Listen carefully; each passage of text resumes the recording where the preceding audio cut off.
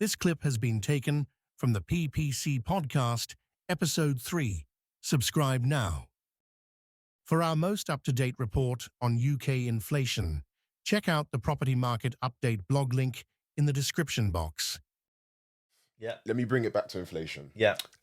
So seems to be at a good place Yeah. at the moment. CPI is currently at 1.7%. However, with owner occupier costs attached, so that's CPIH, it's at 2.6%. Now, owner occupier costs, again, this is the cost associated with one's home, is currently yet at another peak of 7.2%. Now, in our last episode, we mentioned that, well, Matt mentioned that it will probably take a good 18 months to get the bank rate down to where it needs to be in order for things to start flowing again and people to start spending money and that kind of thing, which could create a domino effect on owner-occupier costs. You made a post just after we did that podcast about you going to HSBC. Correct. Do you want to tell us a little bit more about that? Yeah, sure. So I was invited up to HSBC in Canary Wharf, and we had a meeting with the mortgage team up there, and they told us what their forecast was until January 2026. And they revised their figure for where they felt the Bank of England base rate was going to go to, down to a staggering 2.75% for the Bank of England's base rate. I took a sharp breath. I was like, that seems very, very ambitious. It does. My personal feeling, and these are bigger brains than mine, that we're looking at the forecast at 2.75% for the bank base rate, would have meant the base rate drop in November as we got, and I think most of us expected that. Yeah. But now there's 8 Bank of England announcements a year. Yeah. So that means it's going to drop by 0.25% every single time until January. Now, you can have all the computers and the algorithms in the world. I just did what you did. I think that it's going to be... What it doesn't cater for is chaos.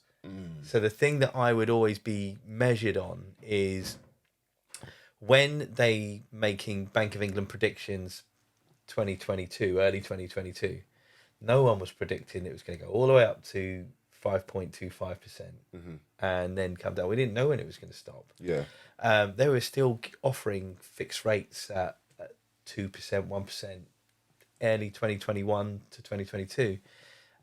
The forecasts need to allow for things like fires, floods, famines, economical disasters, governments changing, and things like that, because it changes how the power works and how money's spent, because that then alters a lot. I still think the Bank of England base rate will come down, but I think optimistically I was hoping that the Bank of England base rate would aim at around 3.5%, maybe 3.25% if we were lucky. Yeah. But then we'd see the lenders' adjustments for the rates that they're charging us to fall in line with we actually started to be a little bit above the Bank of England base rate rather than below it where it is at the moment. Yeah. And ironically, in the last week, I've seen more lenders increase their rates rather than decrease their rates, despite the fact there was a Bank of England base rate reduction. Interesting. When you say increase, whereabouts are we talking now? Not massive. So, for example, we were getting offered rates with a decent sized deposit. You could get a 5-year fixed rate as low as, say, 3.69%, 3.7%, way below where the base rate is. Bearing in mind, it's only just come down to 4.75%. I personally think that's got a little bit to do with how the elections landed in America. Yeah. Because we now know what kind of government is going to be in power over there.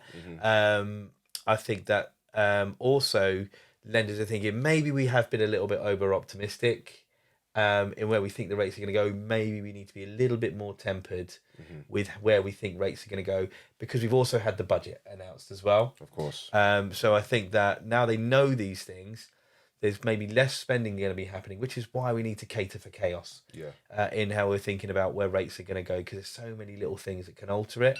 So I still feel like that 3.5 is good. Why do you think HSBC came up with that figure?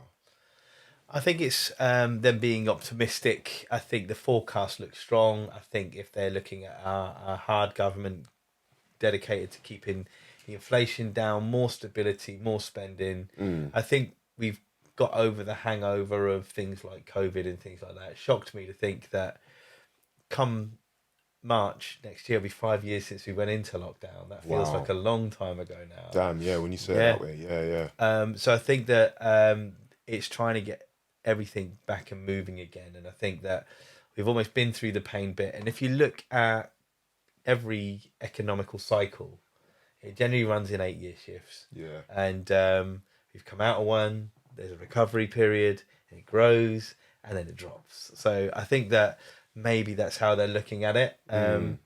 Is it overly simplified? They'll probably make it look very, very complicated. But I think if everything is great and everything is lovely, then maybe we'll see rates down that low. But again, cater for chaos. Yeah. But I think that's good. I think that it will keep people buying, selling houses. Like I say, we've been quite good with getting houses sold recently. Yeah. I've been doing a lot of mortgages recently Yeah. because they're becoming slightly more affordable, or at least there's stability in that rates haven't changed a great deal on what's being offered in the last 2-3 months. So people are getting more used to this is the rates now. Yeah. So right, let's just get on with things rather than waiting with bated breath. Is how much further they're going to come down? Are they going to go up? What's happening with house prices? I think there's much more of a realistic take on this is where we are now.